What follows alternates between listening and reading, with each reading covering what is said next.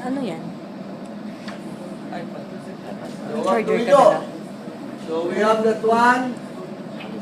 We have another circle. And supposing R3 is this one. So, okay, let's work. Draw a line.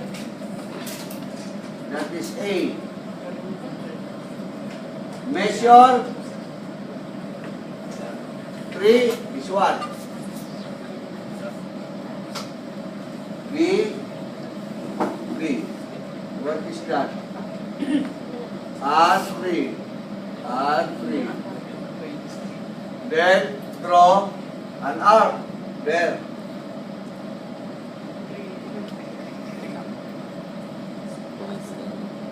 Draw this arc, center there. Draw this arc, center is there. Now, that will be C.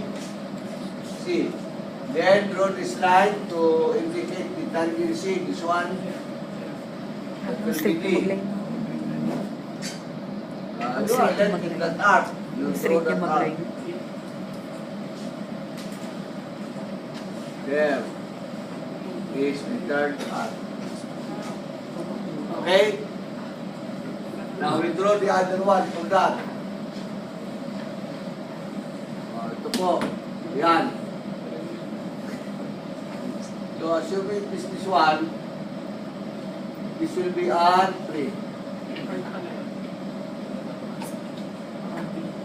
As you can see, R3 includes the circle.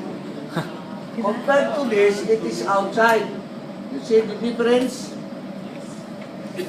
So when we make the solution to the problem, it will be like this. Draw another inline line, or you can use the same, and then that is A. Then you measure R3. Supposing R3 is this one. That is for this case. So we measure. That's the one, including the circle, including, kasi po nasa loob yan. This will be B.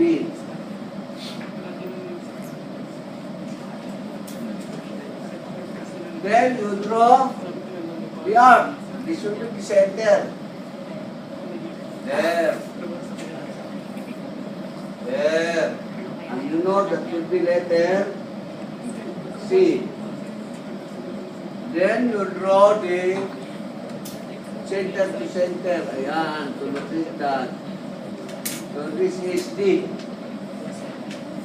And then you now can draw the arc. What is the arc? This is the tangency. You can make that arc there. So that is one. The other one, you can complete this figure. These are the R1, R2, R3. Any question? None? None so far. Okay.